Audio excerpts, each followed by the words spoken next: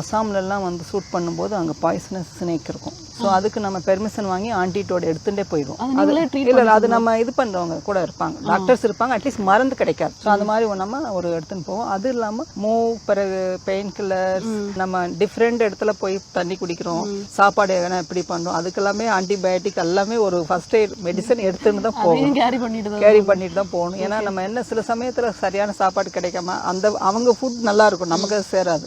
அதெல்லாமே நிறைய நம்ம ஃபர்ஸ்ட் எய்ட் பாக்ஸ் கூட கண்டிப்பாக எடுத்துன்னு போவோம். பியர் கில்ஸ் அவங்களுடைய இதெல்லாம் பார்ப்போம்ல, காட்டுக்குள்ள எப்படி சர்வை பண்றது அப்படின்னு உங்ககிட்ட கேட்கும்போது எனக்கு அது இல்லாமல் இப்போ எடுத்த உடனே என்ன சொல்றது, மார்னிங் ஏர்லி மார்னிங் பண்ணியாச்சுன்னா அந்த சமயத்தில் வெளியே எதுவும் கிடைக்காதுன்னா நம்ம ப்ரோட்டீன் பார் எல்லாமே சாப்பிட்டுன்னு போகணும். ஏன்னா இவ்வளவு இது எடுத்துன்னு போகும்போது நம்ம எனர்ஜி போயிடும். யாருக்காவது ஸ்னேக் பைட்டோ இல்லை இந்த மாதிரி டச் வுட் இது வரைக்கும் அந்த மாதிரி எதுவும் பார்த்ததில்லை. பட் நிறைய அந்தமானில் ஷூட் பண்ணும்போதெல்லாம் ஆந்த ஷூட் பண்ணிட்டு இருக்கோம், கிளம்பி போகும்போது அப்படியே கிராஸ் பண்ணி போகுது. அது சொன்னா கைட் சொன்னாங்க இது அந்தமானோட ஒரு பாய்சனஸ் ஸ்னேக்குன்னு சொல்லிட்டு.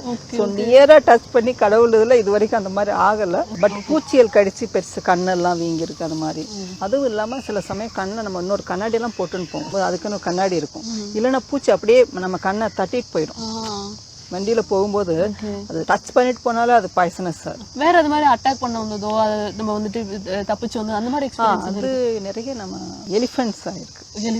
இப்போ நமக்கு தெரியும் எலிஃபென்ட் நிறைய ஒரு யானை கூட்டம் இருந்தாச்சுன்னா நம்ம கொஞ்சம் வெயிட் பண்ணோம்னு சொல்லிட்டு. நான் பார்க்கும்போது ஒன்றுமே இல்லை, அந்த ரோடு கிளியராக இருக்குது. பட் ரோடு சைட்லேயே இந்த மாதிரி ஒரு புதராக பார்த்தோம்னா அங்கன்னா எலிஃபென்ட் ஒன்று நின்றுன்னு இருக்கு. மலை ரோடு எடுத்து போயாச்சுன்னா ஒரு ஃபேமிலி ஆஃப் எலிஃபென்ட்ஸு ரொம்ப தூரத்துலேருந்து வந்துட்டு இருக்கு மார்ச் பண்ணிட்டு. சரி இவங்க வர்றாங்கன்னு சொல்லிட்டு நாங்கள் வண்டி எடுத்துட்டு தப்பிச்சிட்டோன்னு சொல்லி இந்த மெயின் ரோடுக்கு வர்றோம். திடீர்னு இப்படி வந்த உடனே இந்த எலிஃபென்ட் வெயிட் பண்ணிட்டு இருக்கு, ஏன்னா ஃபேமிலி கிராஸ் பண்றதுக்கு யாராவது வர்றாங்களான்னு பார்த்துக்க. பட் கேமஃப்ளேஜ் ஆயிருக்கு, நமக்கு தெரியவே இல்லை. ஸோ வண்டி பண்றோம், இது இப்படியே வந்துட்டு சார்ஜ் பண்ணுது. நல்ல வேலை துரத்துது, நல்ல வேலை வண்டி நிக்கல. பார்த்துட்டோம், கொஞ்சம் போட்டோலாம் எடுக்கவே முடியும், பக்கத்துல வந்துருச்சு. முன்னாடி இப்படி போயிட்டு இருந்தோம். ஃபர்ஸ்ட் ரூல் வந்து அலர்ட்டா இருக்கணும், காது கண்ணு பேசவே கூடாது.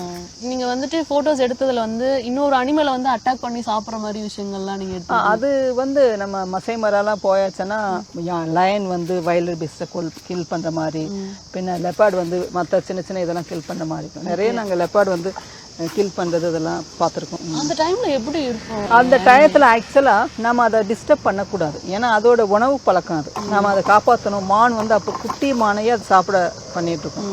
அப்போ போய் நம்ம ஸ்டாப் பண்ணுனா அதோட உணவு வந்து மான். மற்றவங்களை பார்க்கும்போது ஐயோ பாவம் மானுன்னா அப்புறம் அதோட சாப்பாடு இல்லையா, அதுதான் உணவு சங்கிலி. அதை இயற்கையை நம்ம இது பண்ணக்கூடாது. இப்போ ஒரு ரீசெண்டாக நான் கேரளாவில் ஒரு ஷூட் பண்ணும்போது ஒரு ஆந்தை உட்காந்துருக்கு.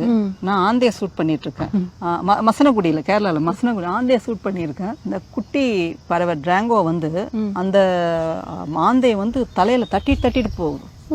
சைஸ்ல சின்னது ஆந்தை, பெருசு. அது இப்படி பாக்குது, என்னன்னா பக்கத்துல அது கூடு வச்சிருக்கு. ஸோ பேரண்டிங் வந்து தான் குஞ்சு பறவை அது பெரிய பறவை இது பண்ணணும்னு சொல்லிட்டு அது விரட்டி விடுது அந்த இடத்துல, நீ போன்னு சொல்லிட்டு. அவ்வளவு வைலண்டா வீடியோவும் எடுத்தோம் அது.